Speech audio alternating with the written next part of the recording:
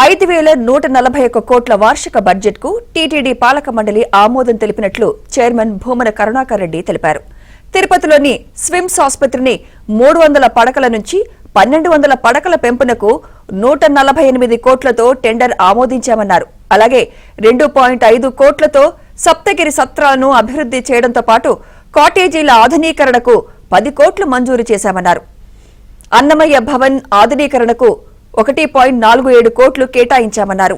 TTD ఉద్యోగుల ఇళ్ల స్థలాల్లో గ్రావెల్ రోడ్డు నిర్మాణంకు 132 కోట్లు నిధులు మంజూరు చేశామన్నారు. అలాగే లడ్డూ ట్రే మోసే కార్మికుల వేతనాలు 15,000 అదనంగా పెంచామన్నారు.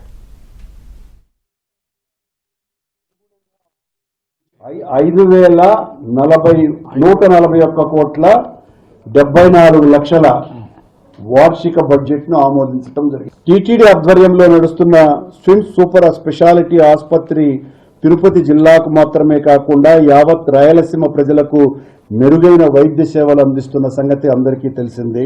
ఈ ఆసుపత్రిలో వైద్య సేవలు పొందుతున్న రోగుల సంఖ్య రోజురోజుకు పెరుగుతున్నటువంటి నేపథ్యంలో ప్రస్తుతం ఉన్న 300 పడకలను 1,200 పడకలుగా మార్చడానికి నిర్ణయం తీసుకోవటం జరిగింది. అదేవిధంగా 30 ఏళ్లకు పైగా నిర్మించినటువంటి ఆసుపత్రి భవనాలను పెరుగుతున్నటువంటి రోగుల అవసరాలకు అనుగుణంగా ఆధునీకరించేందుకు 148 కోట్లతో టెండర్ను కూడా ఆమోదించడం జరిగింది.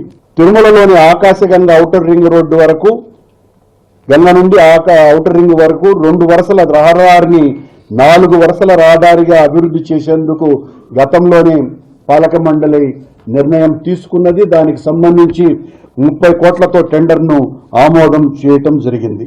తిరుమల తిరుపతి దేవస్థానానికి దేశవ్యాప్తంగా విచ్చేసేటువంటి భక్తుల సౌకర్యార్థం 2.5 కోట్లతో సప్తగిరి సత్రాలు 6, 7 బ్లాకుల అభివృద్ధి పనుల కోసం టెండర్ను ఆమోదించారు.